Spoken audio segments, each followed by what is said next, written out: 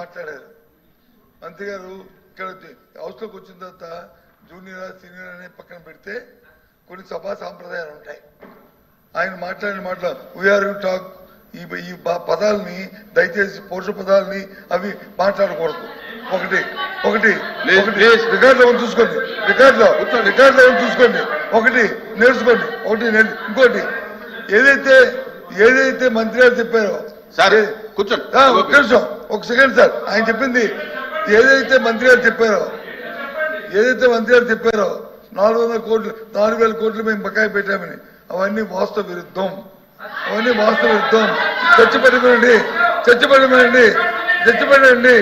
చర్చలో మాట్లాడదాం. అందుకే చర్చలో మాట్లాడదాం. వాస్తవ విరుద్ధం మాటలు చెప్పి సభను తప్పుతో పట్టించడానికి పట్టించి ప్రజలు మభ్యపెట్టడానికి దయచేసి మభ్యపెట్టారు చాలు. మభ్యపెట్టి మోసం చేసి చాలు.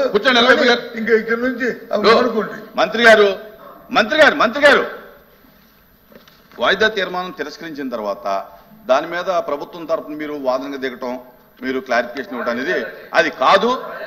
దయచేసి ఒకవేళ మీరు అలౌ చేయమంటే కనుక రేపు వాయిదా తీర్మానం ఇస్తే నేను అలౌ చేస్తాను. ఈవేళ ఈ సబ్జెక్ట్ తిరస్కరించాను, ఇది అయిపోయింది, క్లోజ్. రేపు ఒకవేళ మీ ప్రభుత్వం సిద్ధంగా వినండి ప్రభుత్వం సిద్ధంగా ఉంటే కనుక రేపు వాయిదా తీర్మానం ఇస్తే నేను మీరు